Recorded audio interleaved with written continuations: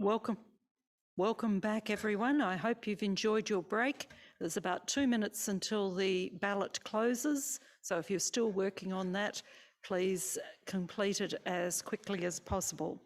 When we return, it will be to questions from the reporting bodies, questions to reporting bodies, to the Uniting Age Well and You Ethical. Please note that there is a new updated proposal from the Facilitation Committee that has just been both put in the hub and emailed. New proposal 20 replacing proposal 9. So after the questions to the reporting bodies, then there will be the announcement about moderator-elect, the theological reflector, and that will pretty well, with maybe a few proposals if there's spare time, get us through to the end of the day. So ballots about to close, and thank you for everyone's persistence throughout the day. We look forward to the next session.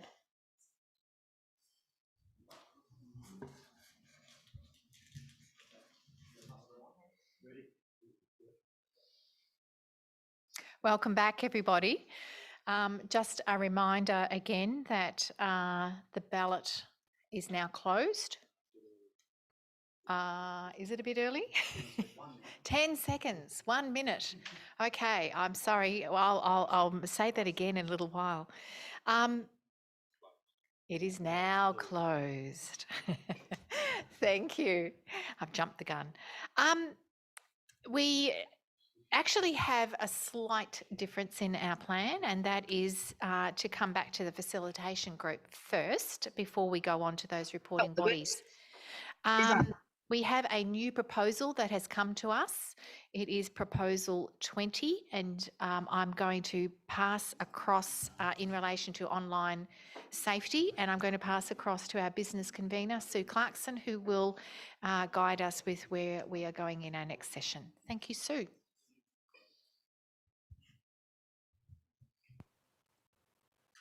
Thanks, moderator, and apologies to our concierge for not updating them about the program.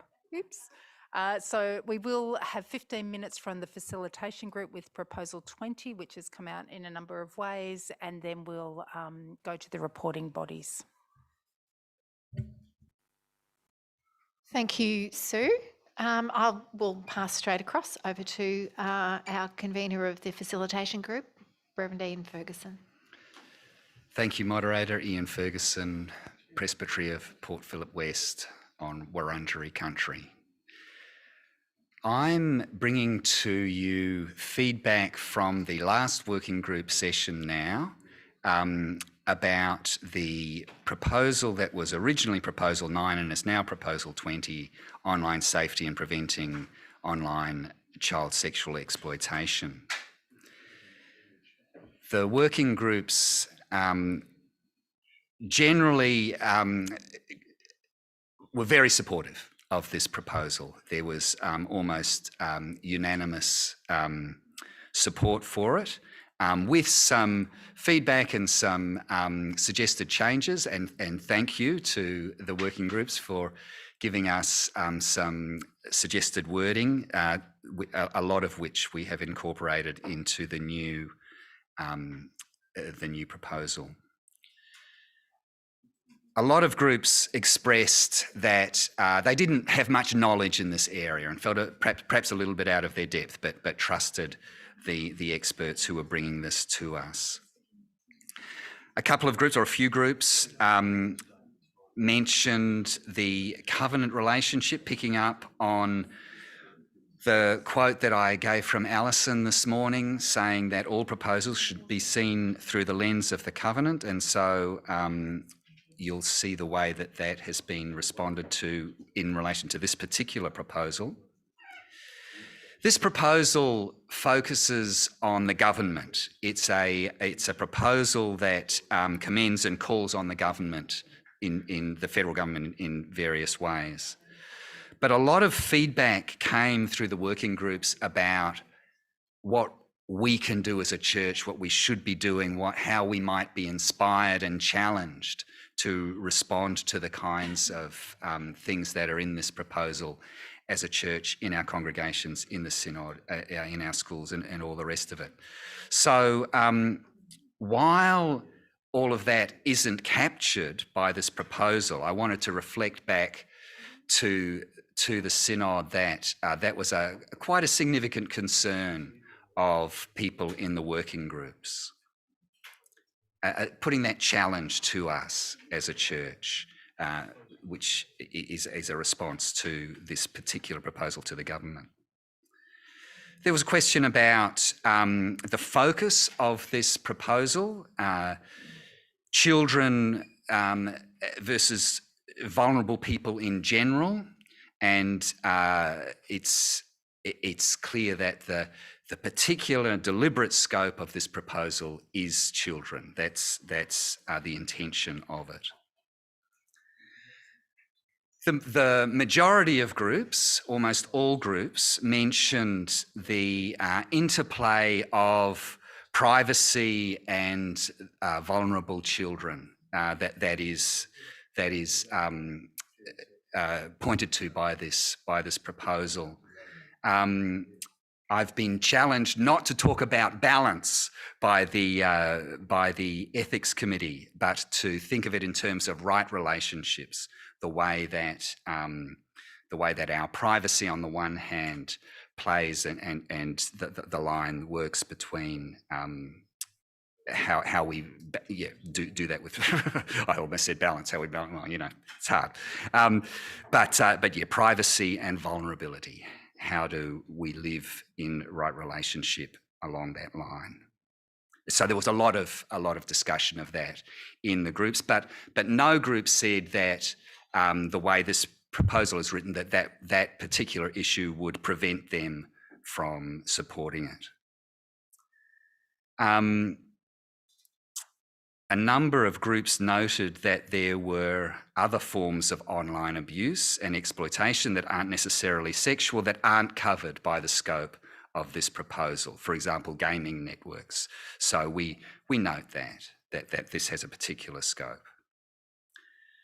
So why don't I now turn to the proposal itself and just talk you through the changes that have been made to the original proposal on the basis of the feedback that we received and the particular wording that we were provided with by different groups. So first of all, the title's neither here nor there in some ways, but it was suggested that we change the word curbing to preventing so that the title becomes Online Safety and Preventing Online Child Sexual Exploitation. The most significant change was the suggestion that original clauses A and B be turned into a prelude, not a prelude, preamble, thank you. Preamble, that's the word. So we've created a preamble from the original clauses A and B, acknowledging that the gospel, and there's much of the wording in this came from the working groups. There's a lot of changes in it. I'll be able to pull out some of it in relation to where it was suggested. But the gospel calls us to relate to each other with love, treating each other with dignity and respect, and to condemn exploitation and the exploitation of vulnerable people. God's people are called to pursue justice by empowering those who are exploited and abused. Then this line, which acknowledges the covenant, with that sense of looking at every proposal through the lens of the covenant that came to us this morning. So the Synod acknowledges the covenanting relationship between the Uniting Church and the UAICC as we pursue justice together. And the rest of the words are mostly as directly from the previous proposal. There's a slight editing of the final paragraph there. The role of Parliament through the laws it passes to decide how law enforcement agencies and the courts can access information, etc. So yes, an attempt by the groups to clarify the language there. So acknowledging that preamble, the Synod resolves firstly to commend the Commonwealth Government for their preparedness to act to make the online world a safer place for everyone. There was a sense from one of the groups, at least, that that wording captured the way the government is working better than the original. Clause B has the addition of budgets alongside the tools. Now, significant change to B1, in order to pick up the sort of the main thrust of this clause, which was that to ensure that evidence is not destroyed. This is a really important point to the original proposers that they felt needed to be front and centre and clearly stated. So yes, the language has been significantly simplified there to bring out that point. We've taken severe out of the next clause, which came up on the floor of the Synod the other day, and was also fed back to us by a number of the working groups. Clause 4, just a tweak of wording there, I think. Now, Clause C, that was A4. Clause C is a new clause that picks up on feedback that we received from certainly one group very strongly, that education of the community about online safety is a key issue in this proposal that wasn't picked up in the original proposal. So that's a new clause to reflect that concern.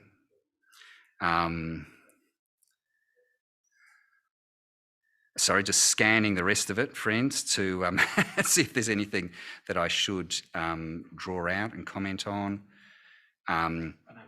Basically, there's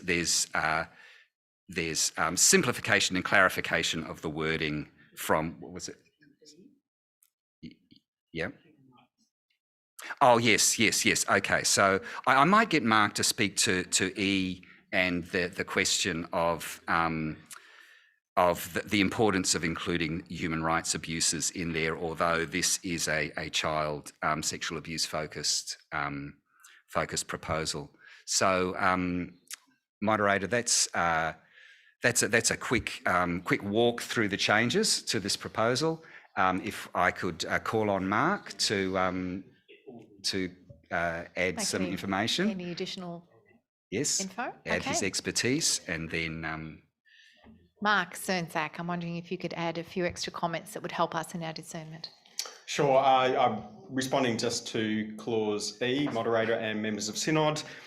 Clause E is there particularly, it's fairly standard in the legislation, and something that we are very supportive of is the notion that Australian law enforcement should not provide information to foreign law enforcement agencies where that might lead to the death penalty being applied to the person in question in the foreign location, and potentially also, for example, cases where the person at the other end who may have committed the offence might be tortured or subjected to other serious human rights abuses. So that is something that Australian law enforcement should take into account when cooperating with foreign law enforcement agencies, that they are not facilitating human rights abuses by that foreign law enforcement agency. Thank you, Mark. I might invite then any comments or questions that anyone would like to bring in relation to this new proposal, Proposal 20.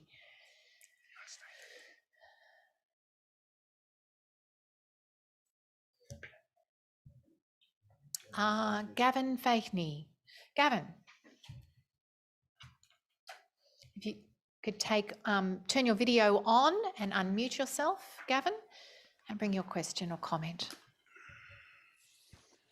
Thank you, moderator. Gavin Fakeney, Port Phillip East Presbytery, Wurundjeri People's Land. I just have a question with regard to Clause C, or a concern more than a question. I am one person who is concerned about education being thrust back on schools.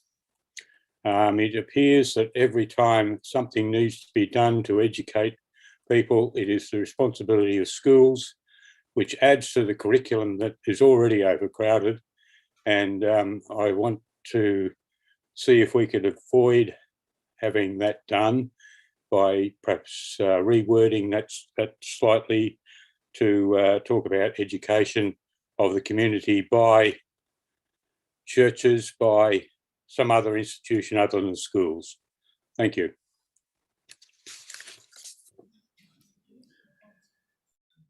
Ian, do you have a particular response to that would help us? I wonder if I might throw that to Mark. Mark? It doesn't mention schools in the. Is Mark? Mark? Yeah, sorry, I'm just, I haven't seen a piece of text that actually has schools in it. The original proposal didn't have schools in it, nor did I think we discussed inserting them. No, it doesn't. C doesn't mention schools. It just talks about the e-safety commissioner educating the community. So yeah, I think I hear the concern that education doesn't all fall back on schools, but I don't think. So just to clarify, then the e-safety commissioner does their own educational activities. Those educational activities are targeted at the broad community. They are not specifically through schools. I believe they do provide resources to schools and to parents directly, but it's at the decision of the school or parents to pick that up. There's not a thrust into the already crowded curriculum. So I think, you know, the commending the government for the support in setting up the e-safety commissioner and continuing to resource that body is something that the Synod should look to do, and it doesn't impact on the crowded curriculum would be my response. Thank you. I think we might be prepared to take one more question if it's a brief one from Deb Kotek, and I may then need to bring those questions to a close as we move to our next agenda item. Deb. Hi, Deborah Kotek, Yarra Yarra Presbytery on land of the Wurundjeri people. I just had a query in relation to B part 2. I couldn't quite understand how the protection of people, privacy of people who are not engaged in inflicting harm on others or criminal activity occurs without undermining. Do you know what I mean? I couldn't quite understand how that worked, because given that we hear of a number of people in quite high status positions and pillars of society are sometimes found to be the actual perpetrators of some of the online crime. I wonder whether we might have a clarity, please. Yes, brief response perhaps from again, I might throw Mark. that to Mark. From Mark. Mark, a fairly brief response, and we will move on after this and come back to the conversation later. Sure. So the kind of thing that's looking to pick up is within legislation, often a form we would support is the notion that law enforcement agencies simply can't go on fishing expeditions into people's private accounts without some justification for doing so. So depending on the nature of the power, so for example, power to simply identify someone where the police have strong evidence the person may have engaged in online child sexual abuse or other human rights abuses, that should be fairly easy to do. But as soon as they want to penetrate into having a look at that person's social media account or accessing their emails, then normally they need to go to get a court to get a warrant, and they need to present some evidence to justify that level of penetration into privacy. So it's seeking to make sure that the use of powers is proportionate to, at the same time, respecting privacy, and to also ensure that the penetration into privacy is on the basis of reasonable grounds to do so. Thank you, Mark. I note we still have the question from Lisa. I think we can move from this to close, bring this to a close and move on to our next agenda item, but we will come back to this, and we will come back, Lisa, to your question as well, so that you'll be first in line to bring your question or your comment as soon as we return to this business. So I'd like to thank you, Ian, for guiding us further, and we will be back together again in the not too distant future. Thank you. We now come to hearing from those of our reporting bodies, Uniting Age Well, and You Ethical. And we have opportunities to not to hear their reports again. All of these reports are taken as read, but to have a chance to be able to ask questions and or raise some comments or issues that you would like to discuss with each of those three reporting bodies. We're going to begin with Uniting. And we have with us to guide us along the way, Jude Munro, who is the board chair of Uniting, and Bronwyn Pike, who is CEO of Uniting. So welcome to you both, Jude and Bronwyn. And they are coming soon, maybe not quite yet. They weren't expecting to be quite here. So in the interim, I might nevertheless ask you to consider and to prepare any questions that you have or comments. Are they there? Oh, it was? No, we didn't see it. We had empty chairs, didn't we? Oh, there they are. Hello, Jude, and hello, Bronwyn. Very appropriately socially distanced. Oh, I know what it is. It's the way my screen is set up. Okay. Thank you very much for coming all the way in here on this day to share in our Synod meeting. I'd like to ask anyone who has a question or a comment or something that they would like to raise, if you could raise your hand, please, for Jude and Bronwyn.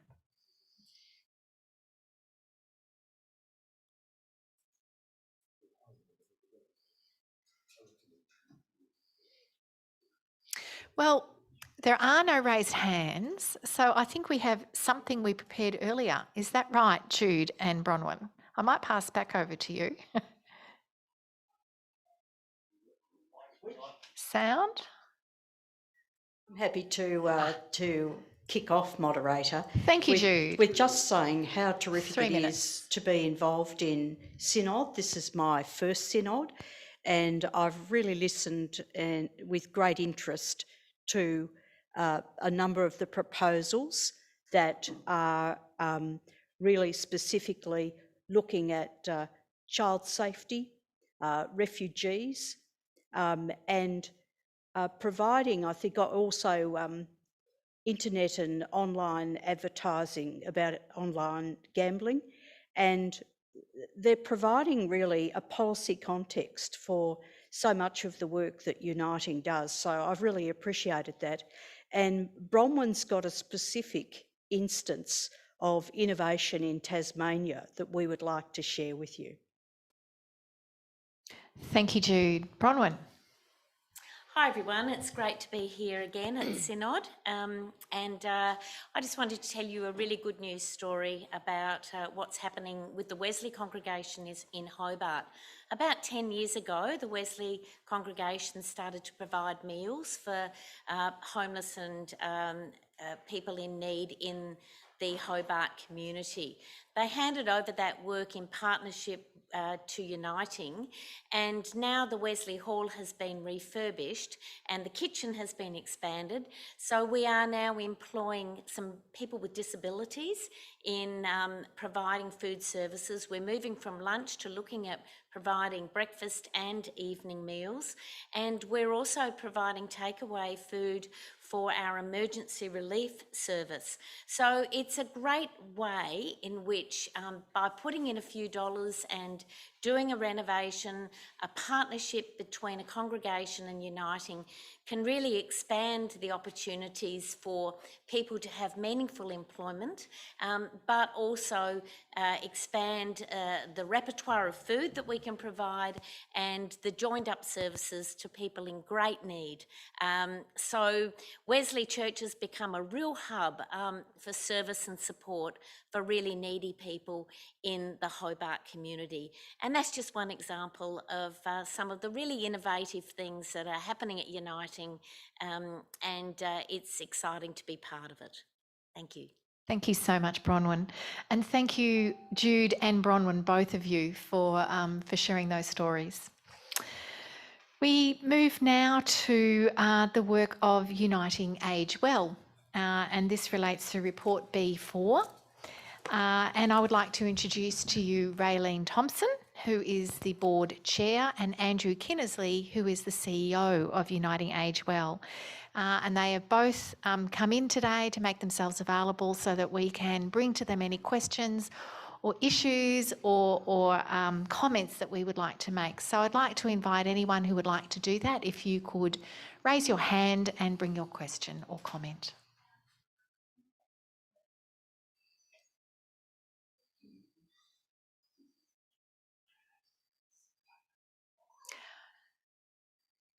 Once again, we have something prepared. Oh no, we have a question.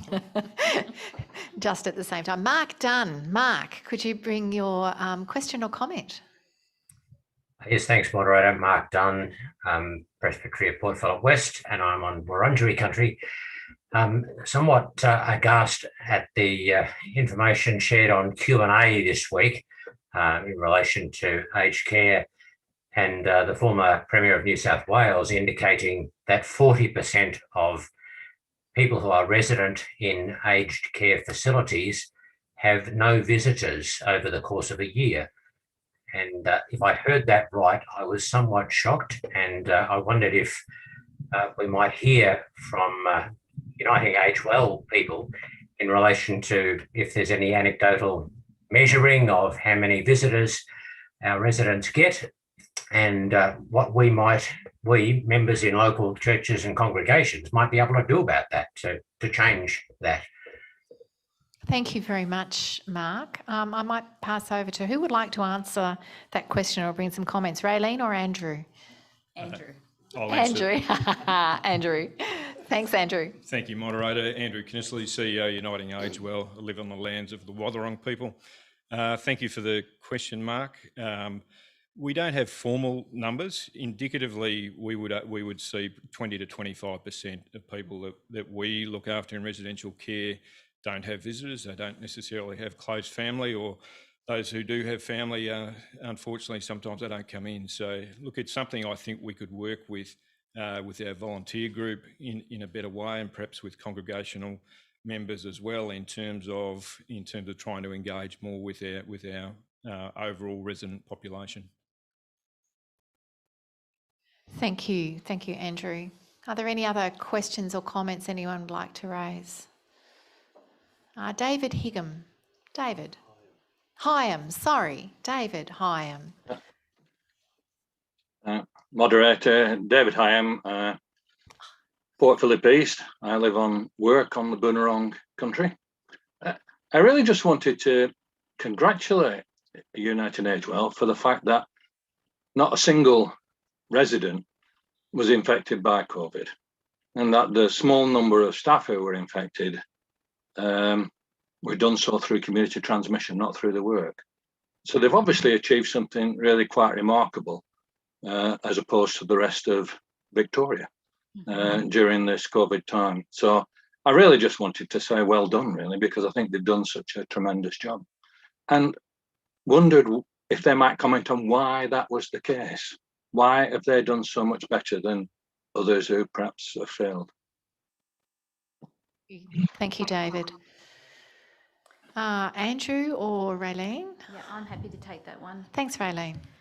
Thanks very much, and thank you for the thanks. I would just comment that I also congratulate Andrew and his team. They've done a fabulous job, and as a board and as an executive, we've done our own analysis of this to try and understand what made a difference, and we think it's a number of things, but over a number of years, and really probably from the time when we had a serious issue with infection control that made us reevaluate a lot of our processes and practices and put real investment into quality improvement. And I think it's paid off for us.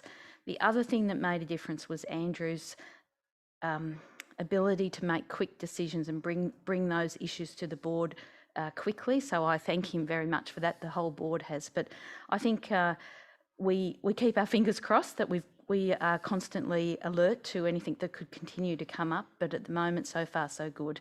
And it's a testament to all the staff across the whole network. They've all done a fabulous job. Thanks. Thank you, Raylene. Are there any other questions or comments anyone would like to bring?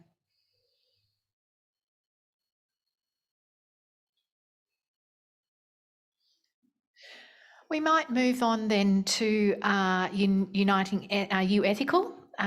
This is in relation to report B3, and we have with us here today the CEO of U Ethical, Matt Browning. Again, invitations for any questions or comments or issues anyone would like to raise in conversation with Matt. Please raise your hand.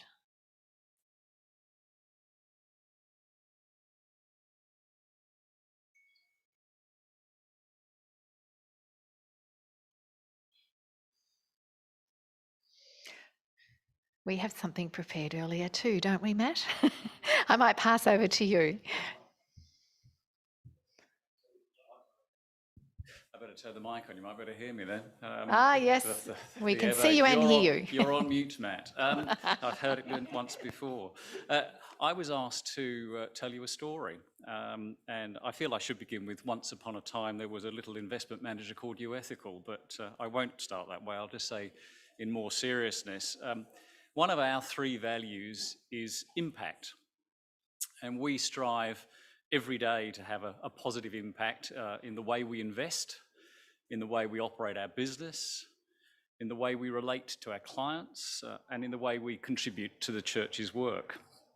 And a very topical example of the way we seek to create impact through the way we invest is our recent engagement with Fortescue Metals Group. Last year, our engagement with Fortescue Metals covered COVID, Australia's relationship with China, and particularly its relationship with First Peoples.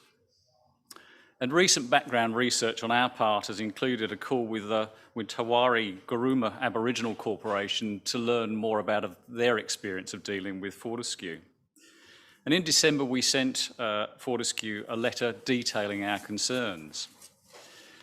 Just 2 days ago, jointly with the gym unit, we met with Fortescue virtually with their Chief Executive Officer, their Chief Operating Officer, their Head of Governance, and their Head of Sustainability. And I think you'll appreciate that that's a pretty senior executive group, given our scale and size and interest in Fortescue. The call focused on our questions about community relations and made our expectations clear, seeking best practice and a transparent engagement plan over the next 6 to 12 months. We also agreed with Fortescue at that discussion to follow up in March on climate risk, environmental management and labour management. The conversation with Fortescue is ongoing. As Mark Zirnsak highlighted at the time, if Fortescue was perfect, why do native title holders need to seek prosecution by the West Australian government to achieve the right outcomes? For our part, we are seeking to build a coalition of some larger investors in a bid to bridge the community relations conundrum. Importantly for U Ethical, it's our efforts to have real impact that is attractive to church and non-church investors alike. And that, of course, helps us to grow our contribution to the church. One example of that is Federation University in Ballarat, which invested more than $30 million with us in 2019 as it seeks alignment with the values of its faculties and students. Pleasingly, Fed Uni is now referring us to other university clients. A second example is NEMI, a Victorian mental health services provider. NEMI has been an enhanced cash investor for more than a dozen years. However, it's now looking to invest in U Ethical's equity trusts as it seeks greater alignment between the impact of its financial assets and its values. We are always striving for excellence in ethical leadership. This is a crucial foundation stone, enable us to live the church's values in the commercial world while supporting its missional impact as we pursue growth with a wide variety of aligned investors. Thank you for listening. Thank you, Matt.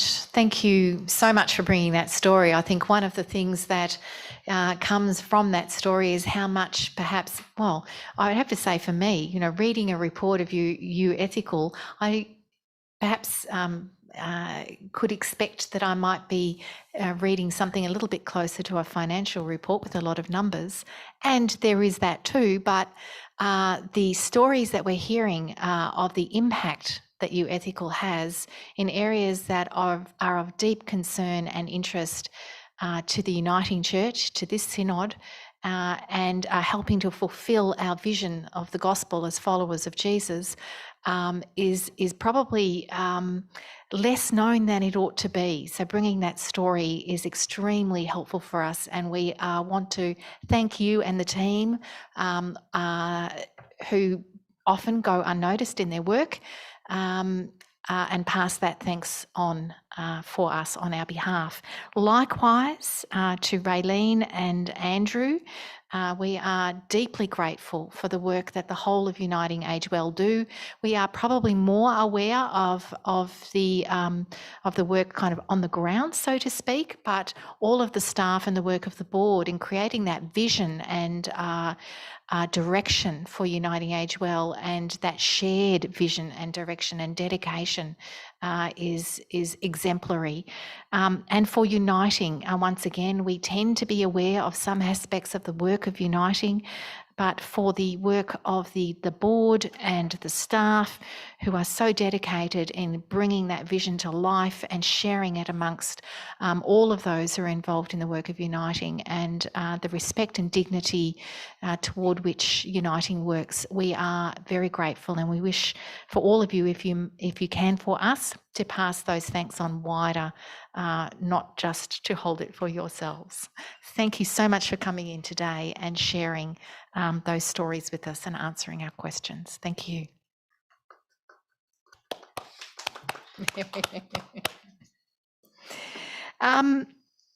We will move now to coming back to the facilitation group, and I'd like to invite once again Reverend Ian Ferguson to come to the microphone to continue on where we were, which was looking at the new proposal 20 on let me get the name up correctly. So we bring back before us Proposal 20, an online safety and preventing online child sexual exploitation. And we had sitting there a question that was to be given some time from Lisa Carey. And Lisa, I'm wondering whether you would be able to raise your hand again and bring that question. Thank you, Lisa. Thank you, Moderator. Lisa Carey, Presbytery of Yarra Yarra, and I live and work on the lands of the Wurundjeri people. I've actually emailed my question through to the facilitation group. It wasn't actually in relation to the substantive proposal, but point 4, the preamble. I thought that the wording about the Parliament through the law it passes to decide how the law enforcement agencies and courts can access information isn't quite correct. The Parliament provides the framework, rather than deciding on how our law enforcement agencies work.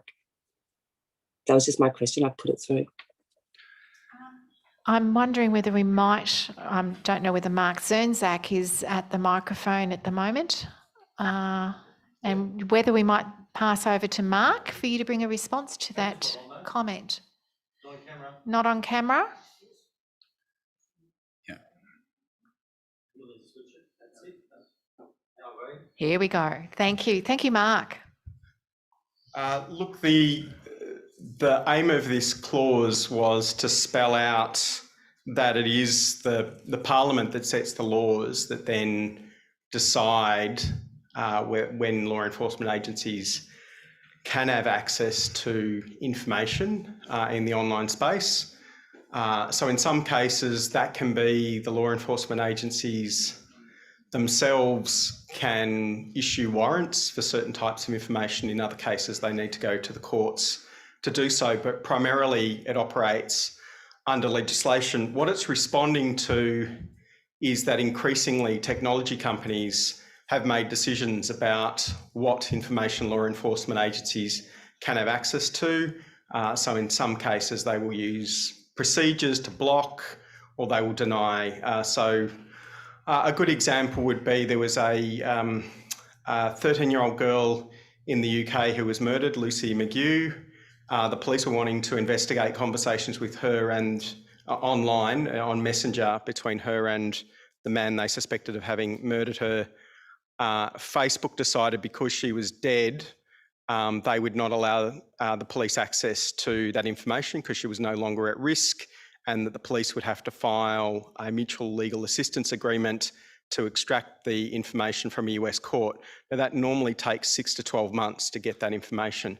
So that's just, and I can give you many, many examples of the kind of role that technology companies have been playing to frustrate the work of law enforcement agencies that otherwise should be able to pursue their work through the laws set by Parliament. Thank you, Mark. Lisa, I'm wondering whether that's addressed your concerns. Lisa? Thank you, Moderator. Lisa Carey again from the Presbytery of Yarra Yarra, and I live on the land of the Wurundjeri people. My question wasn't around the actual paragraph. I agree the paragraph needs to be in there about the role of the Parliament. I just think that saying the Parliament decides how law enforcement agencies and courts can access, I just think that provide a framework rather than actually deciding exactly how the law enforcement agencies have a bit of autonomy within a framework. I think what you're suggesting, Lisa, could be a form of words to replace to decide how with to provide a framework for how. Would that be correct? Ian? So yes, I'm now looking at Lisa's email. Sorry, Lisa, I didn't see that until now. So Lisa's suggestion of a form of words is to replace decide how with provide the framework. So it is the role of Parliament through the laws it passes to provide the framework for how law enforcement agencies and the courts can access information and people's communication online. Mm-hmm. I'm wondering whether we might test out for indication the level of support for this suggested change that Lisa has made for wording to provide. So this is in the 4th paragraph of the preamble, and the words are on the screen. So the 4th paragraph begins, it is the role of Parliament through the laws it passes, and then it will continue with this wording, to provide the framework for how law enforcement agencies in the courts can access information and people's communication online. Can I please ask you to indicate your level of support for this suggested change with a poll? This is not a decision, it's just to indicate. And a minute or two. And the poll is closed. And we have very strong support for that suggested change. So I'm wondering, Ian, whether you would be willing to accept that suggested change. Yeah. Okay. Are there any other questions or comments anyone would like to raise? Chris Barnett. Chris. Thank you, Moderator. Chris Barnett, Presbytery of Yarra Yarra and living on land of the Bunurong. My comment and then suggestion in relation to the first section of the preamble and the sentence, God's people are called to pursue justice by empowering those who are exploited and abused. I note positively the shift from on behalf of to the inclusion of empowering, but would suggest that the way we are called to pursue justice is in many varied ways. And my sense in the way it's phrased now is a little limiting, but important. So I wanted to suggest that it perhaps be more appropriate to read, God's people are called to pursue justice, including by empowering those who are exploited and abused. Thank you. Thank you, Chris. Oh, yeah, we can hear your dog. There's a bilingual conversation going on there. No. Ian or Mark, perhaps Ian. If you might respond to that suggestion. So the language of empowering came to us through our cold members as an alternative to what was there. Look, I take the point, yeah. Would the suggestion is to include the word including. So it would be God's people are called to pursue justice, including by empowering those Sorry, who I are missed that. exploited Yeah, and yeah, abused. absolutely, I've got no problem with that. Could I just please get an indication from all of you as to your level of support for that suggested change? We'll put up a poll.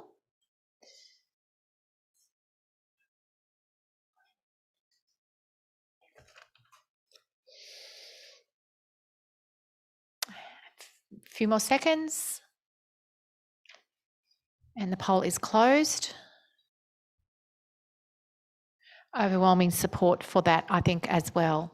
Very strong support for that. So we will include that change. And I would like to move now to not take any more questions, but rather to put the proposal to you with those changes. So it is proposal 20, online safety and preventing online child sexual exploitation. And we have two changes, two small amendments.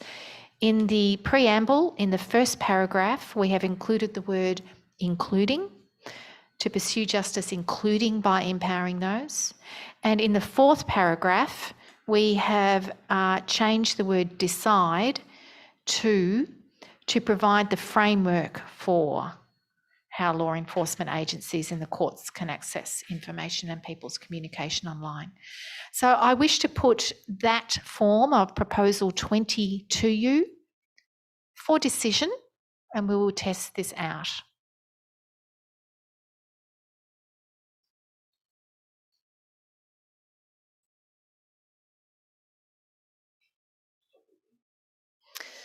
A few more seconds, and the poll is closed. And we have consensus. Thank you. Thank you for those amendments and that deep consideration to bring this very important proposal to the point we have it. Thank you. I now wish to pass to the General Secretary, who is going to bring us an announcement in relation to the Synod role. Mark. Thank you, Moderator. Just following on the announcement I made yesterday, this is to confirm that the roll is now closed. Thank you, Moderator. Thank you. That was a nice brief, a nice brief announcement. Thank you. We now come to a very important moment for the life of our Synod. I would like to make an announcement in relation to the moderator-elect ballot.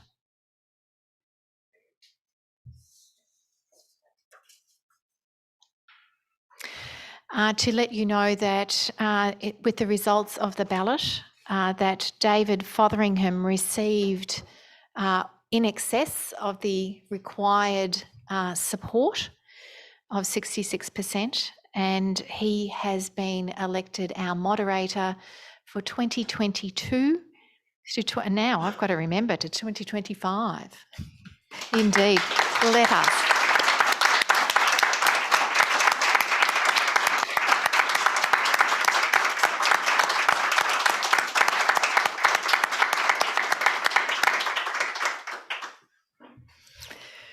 David, we are delighted, and we would be delighted if you could please bring us some response. We would love to hear from you.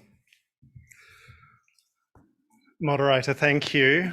I'm a little overwhelmed. I'm very humbled and very grateful for this expression of confidence from the church.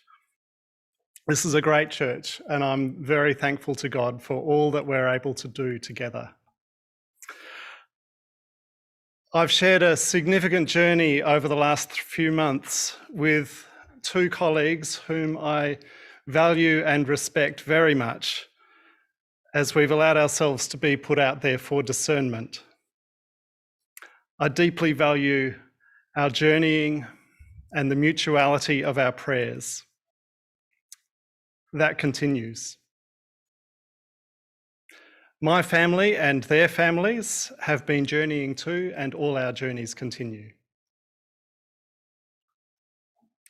We're coming out of COVID with some challenges ahead, and a whole lot of challenges which are being met in this synod very well, with good use of technology and working groups, beautifully led worship, inspiring Bible study, and great work on important resolutions.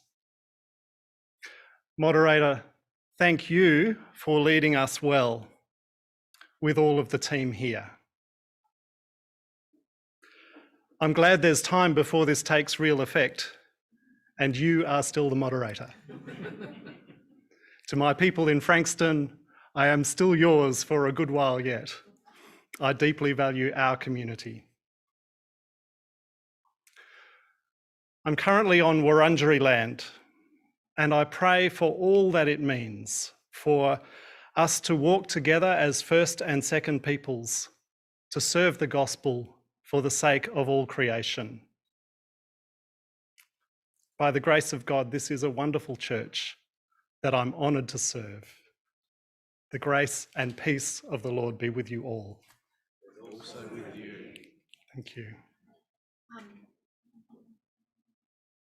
David, yes, the 18-month waiting period is a little bit like a pregnancy, isn't it? I wouldn't know.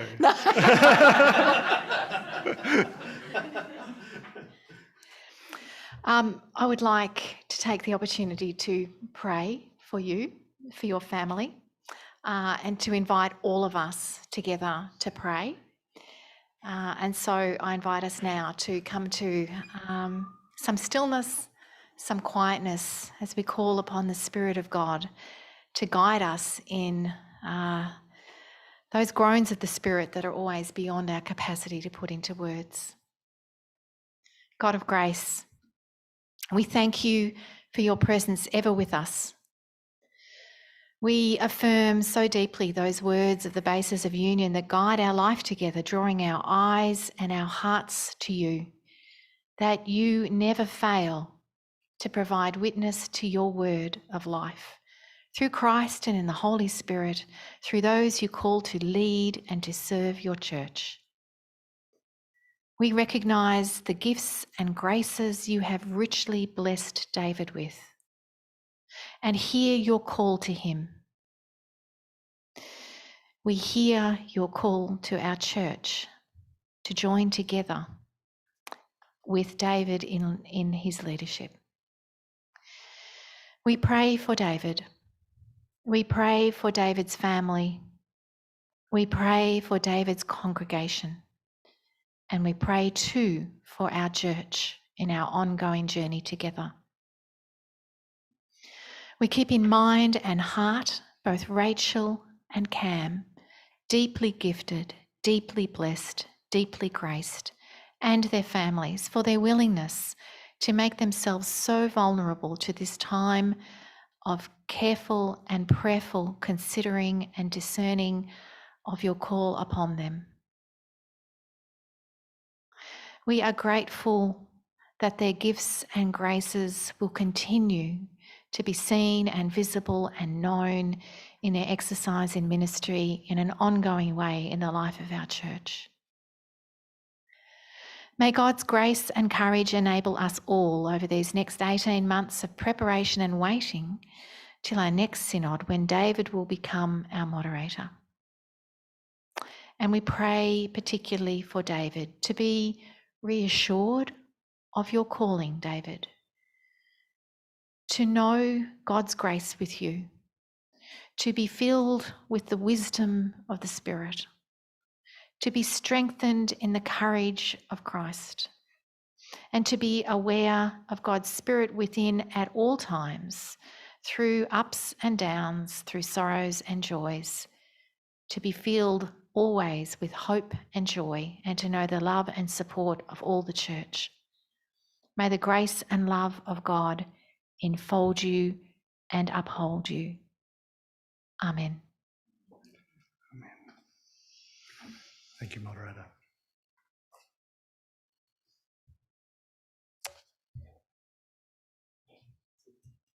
We move to our next agenda item. That doesn't feel right. It really does not. I appreciate that we now have our moderator nominees, and David, that you will be returning back to the meeting, I think, as you continue to join us. And so we will continue to probably see you at some stage over the next the remainder of this day and tomorrow as well. Thank you, David. I haven't mentioned Robin as well, not by name. So Robin is standing in the back of the room as well, David's partner, wife. Thank you. I've lost my place now, I have to say. That's right, okay. We come now to a time of theological reflection. Reverend Sione Hevia is going to lead us in this time, and I just want to introduce Sione a little to you first. Sione is a co-parent for a very active and talkative 6-year-old. He is a migrant. He describes himself as a migrant, as are we all who are not Wurundjeri. He is a migrant to the Wurundjeri land and waters of the Kulin Nations, native pastor of the Methodist Church in Tonga, and research fellow with Trinity Methodist Theological College, Aotearoa, New Zealand, and with Public and Contextual Theology Research Centre, Charles Sturt University, Australia. Sione also teaches with Pilgrim Theological College, and is therefore very familiar to us within the Uniting Church here in the Synod of Victaz. And he lives just down the road in Parkville. Sione authored Jonah, Earth Bible Commentary in 2020, and is finishing up Losing Ground, reading Ruth in the Pacific, which is due to be published this year. Sione, I welcome you to present to us your theological reflection, to bring us, to open our hearts and our eyes and our minds to what you have noticed and attended to amongst us over these last 2 days. Thank you, Sione. Korke hufanga I ngai whakatapu dobe o e whanua, ngai whakatapu o e ngaluope, te mo e whakatapu o e whakatahangan. Ka tāke whai ai whatongia koe ni. Moderator, let me first check how much time do I have?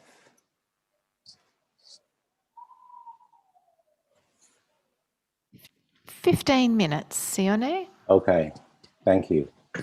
I'm glad that I've been renamed Sione Hehe Poto. So he's probably a better looking Sione than I am.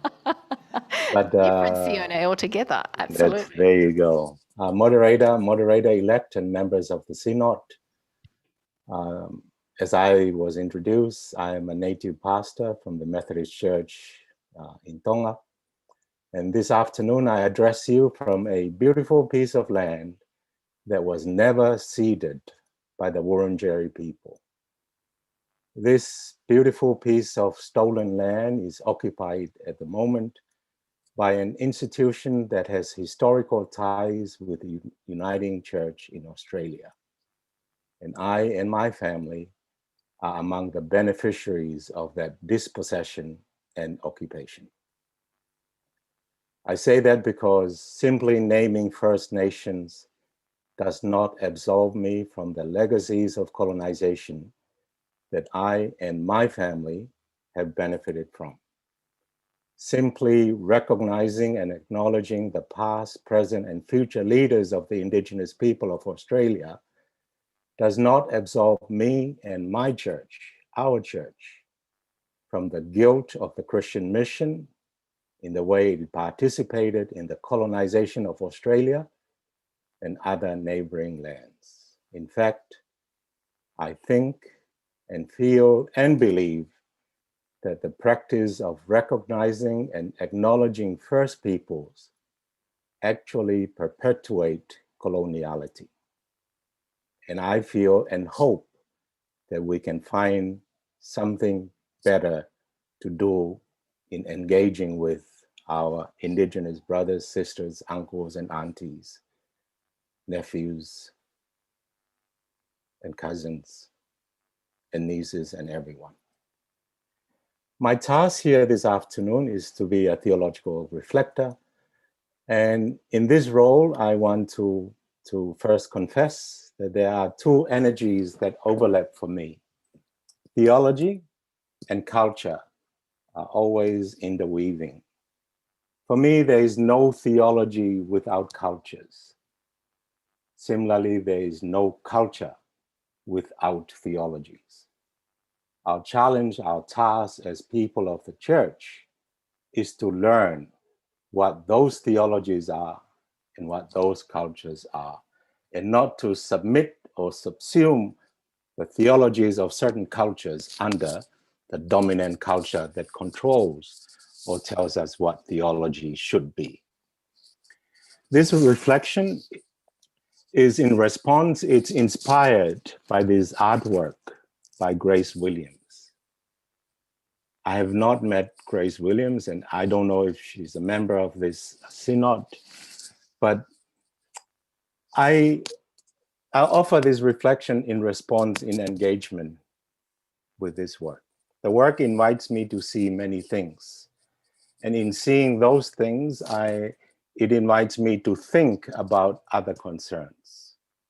And I'm sure that you might see something similar to what I see, or you see something totally different. And I'm sorry that there's not enough time so that we can share what we see in this artwork. First of all, I see two rivers, little dry. Rivers are usually blue, but these two rivers are kind of gray. Or maybe it's not two rivers, or maybe it's also two cultures or two people. I see a ceremonial site in the middle of it, but two cultures, two peoples, two rivers don't connect. But there's a gathering. The gathering allows the two people to meet. This ceremony is attended by people coming from different parts, different energies, different winds. People come together to meet in this gathering. And as they meet, as they gather, the two rivers, two cultures, two people connect. For me, this is what covenanting ought to be. Covenanting is a gathering, it's a ceremony, it's a site where we enable two cultures, two people to meet. I'm not sure this is what Grace Williams intended with this particular work, but this is what this work invites me to see. And as I see, I think of something like this. I'm Tongan, so obviously it's easy for me to also see the Torres Strait Islands in this artwork, because these cultures, these peoples are represented by what I see as waves. And when I see the Torres Strait Islands, I think of one of my mentors from the Damarangi clan, who is currently stuck in Darwin because the health service that he needs is not available in the Elko Island, in his home island. So he is stuck because healthcare is not available for him. And as I think of him, I also think of other Indigenous people, other minority people, other people in general who do not have access to healthcare wherever they might be. So this is the kind of invitation that this artwork, the inspiration that the artwork gives me. As I see the Torres Strait Islands, I also think of Papua. Now, I think of Papua not because it's the neighbor of Australia. I think of Papua because Papua is the biggest island in Pacifica. Papua is much bigger than Aotearoa, New Zealand. Papua is more than Papua New Guinea. There is a part of Papua that Australians don't, well, politicians in Australia don't always engage with, which is West Papua. So this particular artwork invites me to see and think more than covenanting. It invites me, and I'm inviting you, to think that covenanting should not be about just two rivers of first people and second people. Covenanting should also be an opportunity to engage with those who do not receive the service they should because of who they are, as well as people who are still under colonization. Colonization is ongoing in our neighboring countries. There's a sublime element in this artwork that is quite irritating for me, and I hope it's going to irritate you as well. And in the way that it irritates you, it may make you want to do something different. And this irritation, I call it that this artwork defies straightness. There's nothing straight about this artwork. Nothing horizontal. There's nothing quite vertical. Even the lines that are kind of diagonal, there are hats or curves that cover it. So this artwork is inviting us to consider the possibility that covenanting can happen or happens easier if we defy straightness. Stop being too straight, too rigid, too stiff about policies. And when we're allowed to curve ourselves into each other's space, then covenanting happens more easily. So I want to take this image, I want to bring this idea that the work invites us to defy straightness. We need to be slanted at the way we look at things. So for this evening, when you get that glass of wine or drink or whatever beverage you prefer, I have 3 clusters of questions that I invite you to think about for this evening. And if AV can go on to the next slide, please. The first cluster of questions come on what were said in these last 2 days and what were not said. And I invite you to sit, with that glass of wine or coffee or water. What were the things that were said that really touched you? There was a lot about first and second people. There was a lot about us coming from different places, climate change, all the proposals, abuse, sexuality, disability. Thank you, Kylie. I mean, those were strongly emphasized. So those were said. There were some things that were said in passing, and I invite you to name those. And there were some things that are probably important to you, but they were not said. And in this cluster, first cluster of questions, think, or maybe you want to contact someone, someone from your presbytery who is a member of the Synod and check out, did anybody say anything about this concern that I have? And then this might be an opportunity for you to continue the conversation after today's meeting. The second cluster of questions, what were not said in what were said? Things were said, but something were not said or acknowledged or admitted or confessed in what were said. Now, this is quite a challenge. And let me start with, because the worship involved a lot of Pacific Islanders, let me start with the opening worship, just to give you an example. One of the things that were said and emphasized in the opening worship was that we come from different places, and there were a lot of symbols. There were physical symbols, there was a symbol of voice, the singing, symbol of language, the readings, and the music. The didge was going at the background. indigenous rhythm was going. So a lot of symbols were happening, but a few things were not said.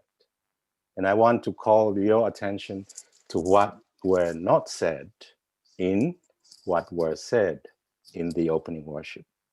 And I use this as an invitation to think, and like in the work, to defy straightness, to think in a curvy or a crooked way. Not all of us were represented in the symbols. I mean, the Tongans and the Samoans dominated the Pacific representation, but there's more to the Pacific than the Samoans and Tongans. And we need to say sorry to the Fijians, the Rotuman, the Tokelauans, the Tuvaluans, the part of the Pacific that where their symbols, their language were not brought to the service, or the Sri Lankans and the Indians, or the other parts of Africa, or the other parts of Latin America. So this is part of the challenge of trying to be representative, is that we always leave somebody out. And when we leave somebody out, we need to say sorry to them that your voice, your presence were not acknowledged. Secondly, and this is a very critical thing for me, and it's not just in the church, but in the society in general. When we think of people who come from afar, we think of black, brown, pink, cream, different colors. We think those represent the people who have migrated, who have come from afar. We don't immediately associate white people with those who have also come. And as long as we don't say that, whiteness continues to have control the way we think. So I think that's the second thing that needs to be said, that we all come, whether you're brown or white or black, we all come to this land. It's the indigenous, the first people. This is their land. The rest of us are settlers, like as the moderator had said in the introduction. And third, one of the things that were not said, but I think needs to be said, there were two symbols, physical symbols, that were brought to the table. They were brought to the table and then put on the floor. The ta'avala from the Tongan and the ava bowl from the Samoan. Now you can tell me, oh, they were put on the mat, so that's appropriate for them. That's fine. But why bring those to a table that we say it's open, this is the table of the Lord, and not put them on the table? Why wasn't the didgeridoo brought and put on the table? I mean, there was a candle, I think there was a Bible and a laptop. If the laptop gets on the table of the Holy Communion, why didn't the other bowl also get on the table? So these things need to be said.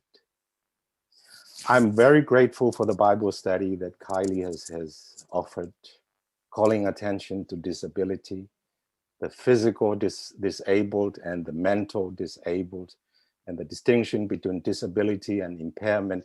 Very, very helpful. So those were things that were said, and I'm very grateful.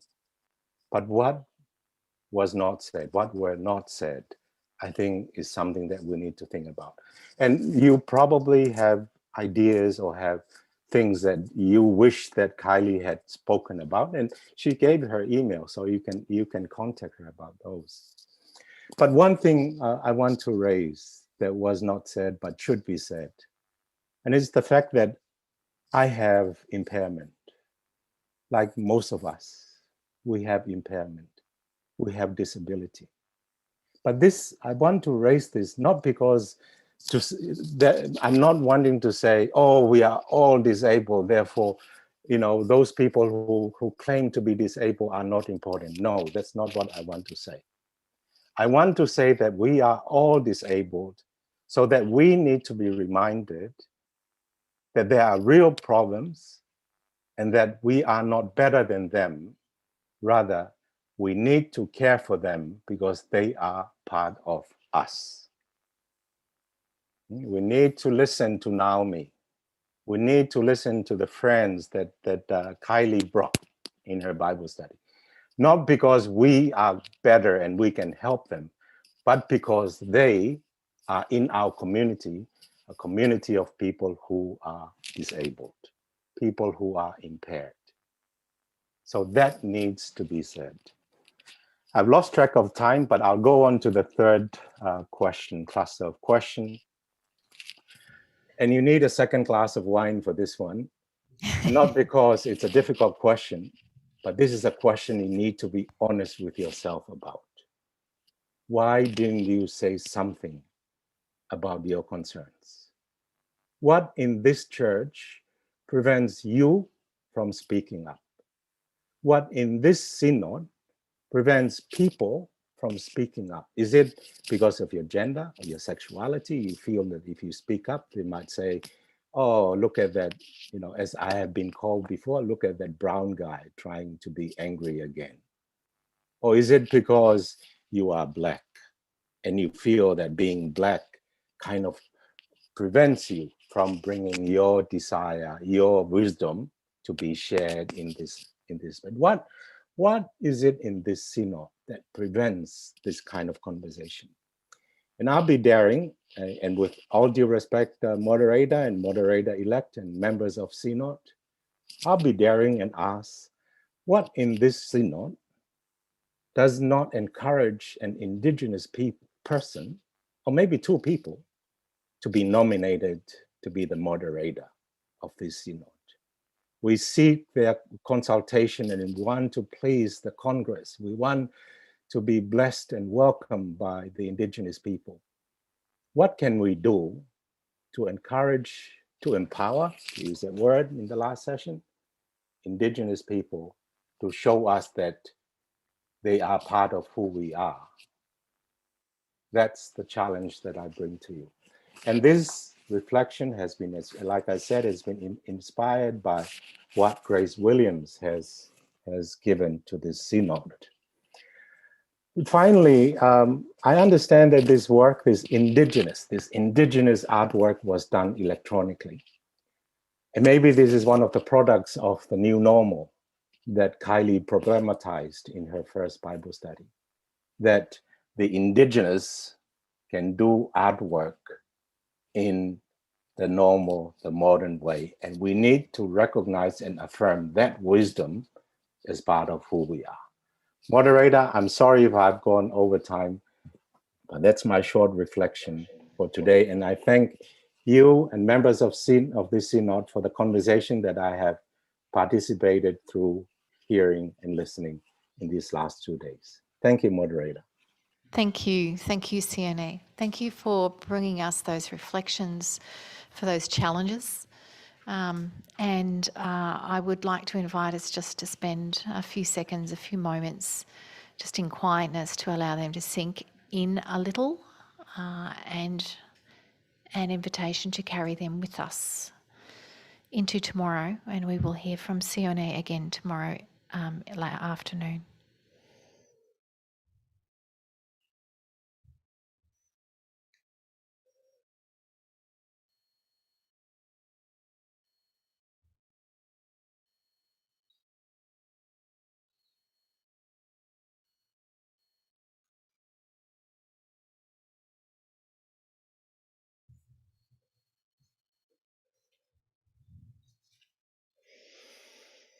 Amen. Thank you, Sione. We come now to the end of our day, and I would like to pass over to our business convener, to Sue Clarkson, who will give us a little bit of guidance. Thank you. Thank you, moderator. I believe this is your moment to relocate to the chapel for the close of day prayers. Oh, whilst I'm making a quick okay. announcement. I didn't realise that was the intention. Okay, thank you. I think that's what, anyhow. Okay. So thanks to members for sticking with it today as we bounced around the agenda a little bit and got some work through. That was fantastic to get as much done as we did. We begin again at 9 a.m. tomorrow morning. You can join our concierge at 8:30, who will give you a bit of an outline of the day if you want to check in that way. And I'm hoping that Denise has relocated now and we move to our close of day prayers. We'll see you tomorrow. Our brief close of day prayers. A blessing. May the wisdom and spirit of the divine presence on this land and its peoples guide and speak to the hearts of our uniting church family. And the blessing of God, source of life, eternal word and Holy Spirit, be with you and remain with you all of your days. Amen.